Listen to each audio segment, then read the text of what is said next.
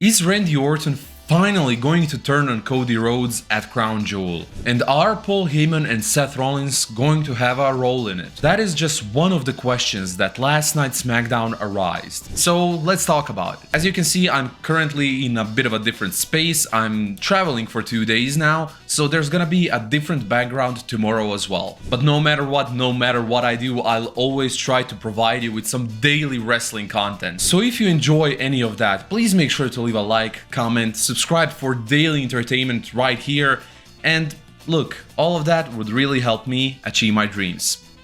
Thank you. The show starts off with Cody coming out with all his pyro and everything, the theme song, and then the Vision would come out to confront him. However, he wouldn't be alone because Randy Orton would be there, but that was exactly what Paul Heyman was planning for. He would question Randy about when is the Legend Killer going to kill the legend of the Rhodes family. And look, this is a really interesting plot point. This is the first time they are actually acknowledging Randy Orton's maybe dark desires when it comes to Cody in canon on a show. So again, this is extremely interesting. I can't wait to see what's going to happen. Carmelo Hayes and The Miz then argue backstage about everything that happened last week. And Melo just says, look man, I'm done with you. We're breaking up. We are breaking up. And then he walks out trying to answer Sammy's open challenge. But then his skull would get its finale crushed, so Sammy needs a replacement.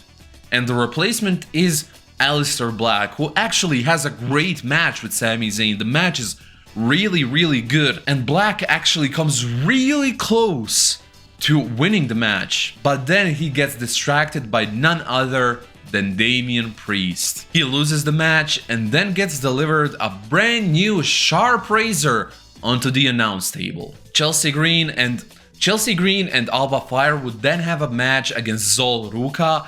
And look, this match was really amazing. Chelsea Green and Alba Fire would get their soul snatched, and I'm really interested in this. Are Zol Ruka actually coming to the main roster?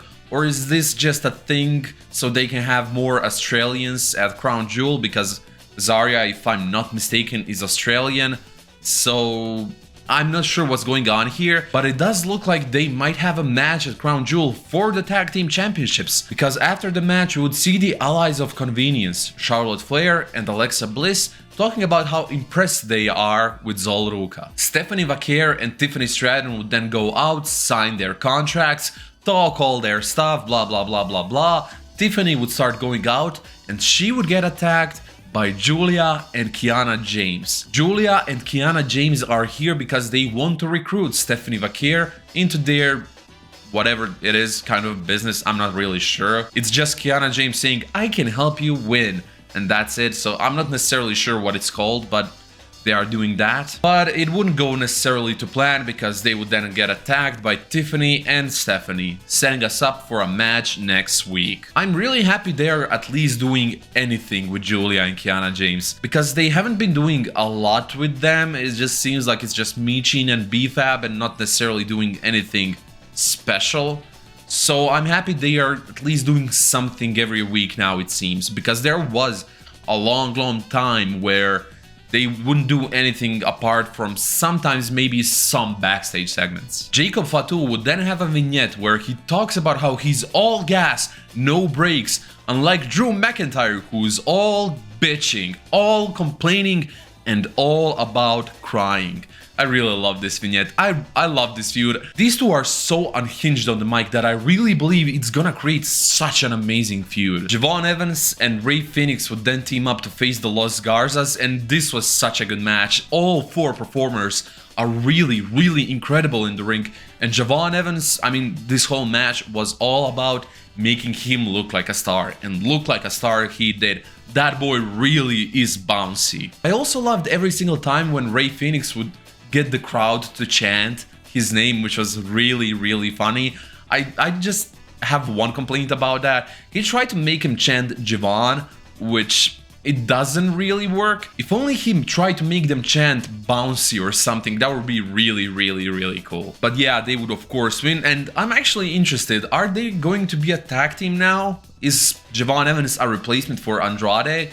Because I mean, if he is I'm not gonna complain. I'm not gonna complain because we know they're not gonna stay a tag team forever. It's really gonna help Javon Evans bring himself up the card, especially once Penta comes into the picture with the Lucha Bros thing and one of them turns on another. It could be really, really, really cool. Damian Priest is then talking smack about Aleister Black backstage, and then he gets confronted yet again by Kit Wilson, who's there again talking about toxic masculinity, and then Damian just gives him a slight push in the right direction.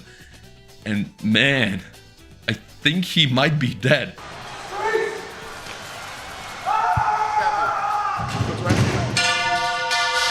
I really, like, that's wild.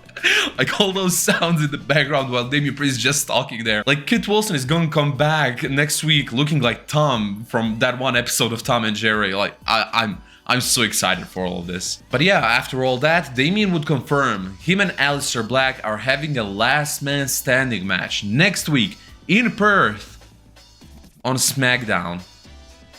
Why is this not a PLE match? They are gonna put on a banger. I'm certain of that. How is this not on a PLE?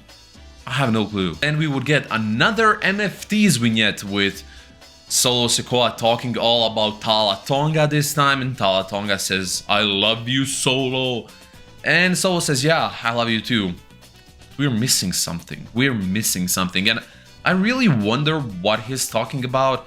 Maybe it's another member. If it's another member, if it's not Zilla Fatu, I'm gonna be so pissed. I'm gonna start throwing cans, because what's this all about? Like, you need a missing piece, just get the one guy everyone is excited for. I mean, if Zilla Fatu comes in, everyone's gonna be crazy about everything. For all of you who don't know who Zilla Fatu is, he's this really, really talented Samoan, of course. He is the son of the late great Umaga, for all of you who remember him, the guy that would give us nightmares. Zilla is not that type of character, although he is amazing in the ring, amazing on the mic, and I can't wait to see him in WWE sooner rather than later. Street Profits would then yet again talk about how close they are between each other, how they love each other, how they've been through hell and earth together for the past how many years. But it's mainly Montez talking about this, so I'm really wondering, what does Angelo actually think about this? It's really funny, it's really interesting. Like, they're still keeping it very much open-ended as to how it might end. They would then get interrupted by the Wyatt Six being all spooky on the TV behind them. It was fine, I'm not really sure. I just hope this storyline goes somewhere. And it would go next week, SmackDown. We have a tag team championship match between the Street Profits and the Wyatt Six. Is this the day that the Street Profits finally split up? I pray to God it is. I pray to God it really is. We then get our main event between Legacy, Randy Orton and Cody Rhodes. That's just a shout out to the past. And then we have Airbnb on the other side. And this was a really good match, really hard-hitting match. It was really, really fun.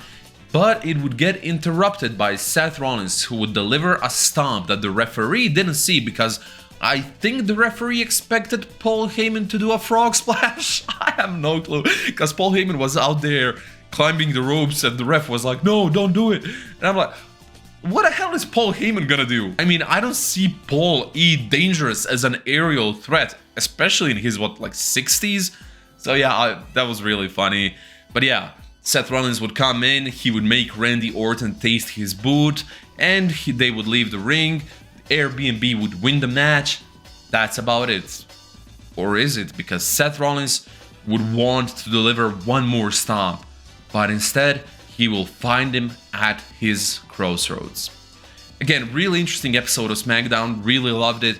I'm wondering if the fact that they actually mentioned Randy Orton kind of maybe wanting to kill the legacy of Cody Rhodes, maybe that leads to something. I really hope it does. But yeah, if you enjoyed this video and you are interested in today's WWE, please make sure to check out this video where I talk about every single superstar in the WWE right now and tier list them.